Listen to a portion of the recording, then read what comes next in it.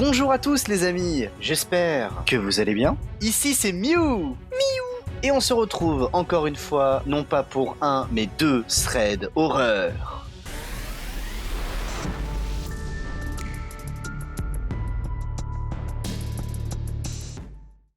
Il s'agit de l'histoire de Lorraine. Lorraine est une fille qui a raconté son histoire à un ami à moi qui à son tour me l'a raconté. Lorraine travaillait depuis quelques mois déjà dans son nouveau travail, dans sa ville de base qu'elle connaissait très bien, et elle se sentait un petit peu seule, donc elle s'est inscrite sur divers sites de rencontres, et sur l'un des fameux sites de rencontres, elle rencontra Paul. Après plusieurs mois de discussions, de fun, de rigolade, elle remarqua que le courant passait très bien et elle décida d'accepter son invitation à un rendez-vous galant. Alors ils se font un resto, ils mangent ensemble, petite séance de cinéma, et ils décident de la raccompagner en voiture chez elle, gentleman, et au moment de la laisser devant la porte de chez elle, il lui demande s'il peut monter boire un dernier verre. Lorraine préfère dire non, pour être sobre, pour passer un premier rendez-vous parfait et pour éventuellement reconduire ce rencard. Elle dit bonne nuit à Paul et s'enferme chez elle. 10-15 minutes après ça, la sonnette retentit. Elle regarde dans l'œillet de sa porte et elle remarque qu'il s'agit de Paul. Elle lui ouvre la porte et celui-ci s'exclame que sa voiture ne veut plus démarrer. Une technique vieille comme le monde.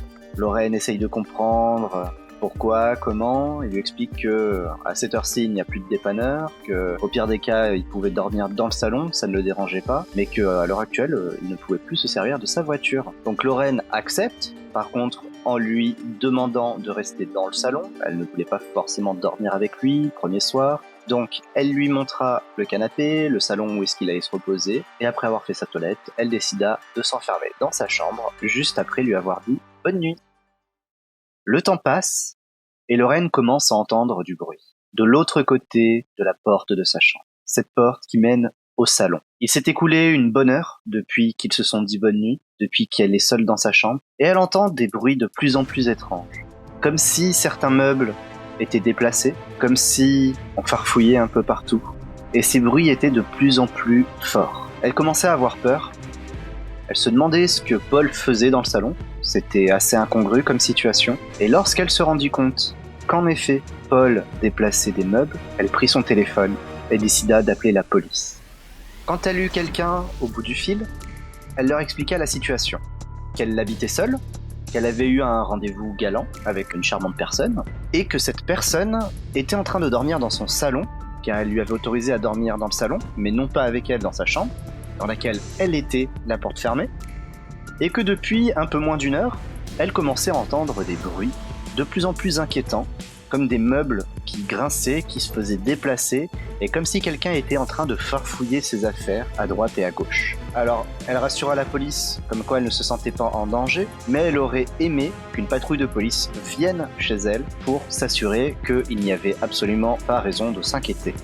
L'agent de police au bout du fil lui confirma qu'une patrouille était en route pour justement faire un tour et vérifier que tout se passait bien. Lorraine patienta dans sa chambre, assise sur son lit, avec des bruits étranges, toujours plus étranges, qui filtraient à travers la porte. De longues minutes s'écoulèrent, semblables à des dizaines et des dizaines de minutes, quand soudain, la sonnette de la porte retentit. Elle resta enfermée dans sa chambre, mais entendit la porte s'ouvrir. À partir de ce moment, elle comprit que des personnes étaient rentrées chez elle, elle imaginait la police, et plus un bruit. Pendant de longues minutes, plus un bruit ne filtra à travers la porte de sa chambre. Un silence total. Toc toc toc. Quelqu'un frappa à la porte de sa chambre. « Madame, c'est la police. Vous êtes là ?» Elle ouvrit la porte de sa chambre et tomba sur un spectacle ahurissant. L'un des policiers avait son arme braquée sur Paul. Le policier, qui avait toc-toqué à la porte de sa chambre, lui tendit la main. « Venez madame, vous êtes en sécurité. » Paul avait bel et bien déplacé les meubles de son salon. Et le policier ne le tenait en joue que pour une seule raison. Sur le sol du salon, il y avait une bâche en plastique, et sur le côté de cette bâche en plastique, une mallette ouverte avec des couteaux et des objets contendants, coupants à l'intérieur. Lorraine eu énormément de chance ce soir-là. Ce que nous enseigne cette première histoire, c'est qu'on ne peut pas vraiment faire confiance aux gens qu'on rencontre, même après leur avoir parlé pendant plusieurs mois, toujours se méfier. Attention aux sites de rencontres. À sa place... Allez, deuxième histoire. Si tu apprécies mon contenu, n'hésite pas à lâcher un commentaire, liker la vidéo et également à t'abonner. 98% des gens qui visionnent mes vidéos ne sont pas abonnés. Faites-vous plaisir!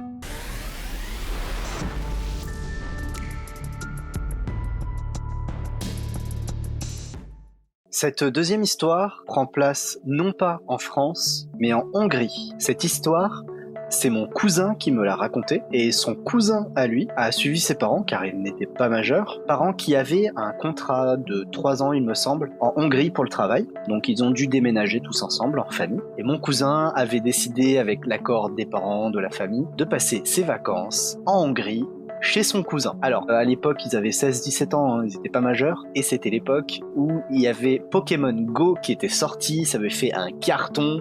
Vous avez forcément entendu parler de Pokémon Go. Pour ceux qui ne connaissent pas Pokémon Go, imaginez Google Maps avec des Pokémon qui sont aléatoirement de partout dans le monde, et il faut s'amuser à les capturer. Et du coup, ça peut nous conduire dans des endroits abandonnés, dans des endroits totalement déserts, ce qui faisait un petit peu le charme de ça. Du coup, en Hongrie, les deux loustics décident de partir à la chasse aux Pokémon, armés de leur smartphone, et donc ils partent la journée complète. Hein. Ils avaient pris leur chargeur, ils avaient pris également les batteries portables, ça consomme énormément d'énergie, et de fil en aiguille, ils se retrouvent dans des lieux plus ou moins déserts, abandonnés, jusqu'à arriver dans une ancienne base militaire désaffectée. Alors, base militaire désaffectée, des grands entrepôts, des grands hangars totalement vides, totalement déserts, désaffectés, des casernes, rien de bien exceptionnel. C'est beau, c'est intriguant, et donc les voilà qui commencent à capturer du Pokémon à droite à gauche. Et à un moment, ils tombent sur un Pokémon qu'ils avaient du mal à capturer,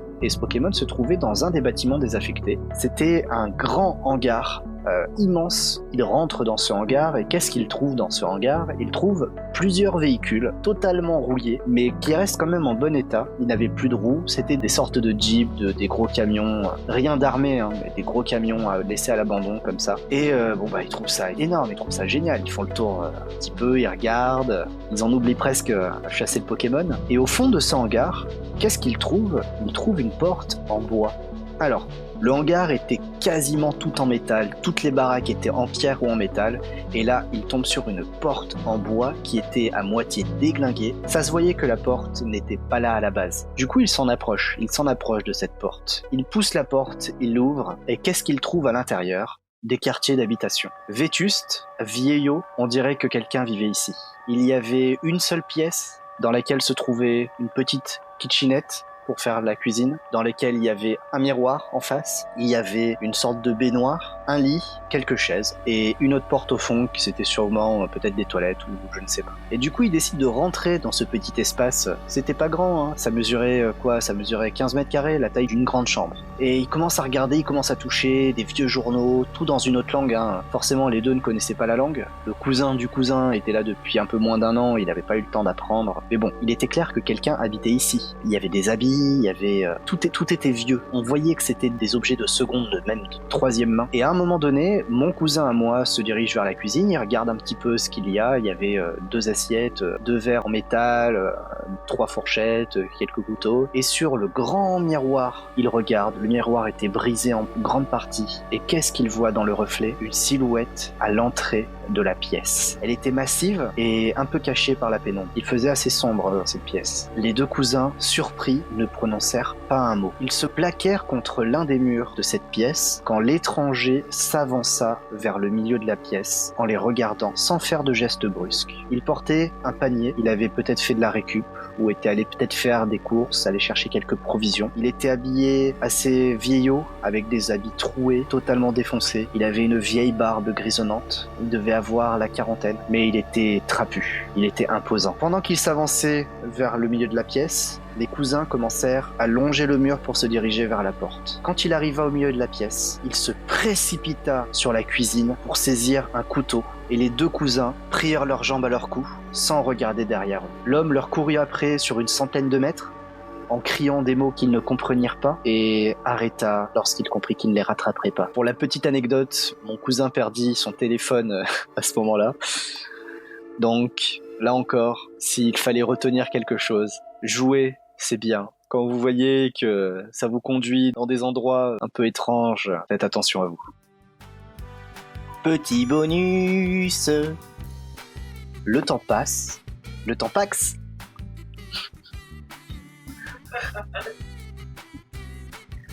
En effet, quelques heures se sont écoulées. Alors, quelques heures, c'est long. Elle prit son téléphone et décida d'appeler la police. Quand elle eut quelqu'un au bout du fil, elle leur expliqua la situation. Qu'elle avait eu un rendez-vous galant, que le rendez-vous s'était bien passé, ça ils s'en foutent.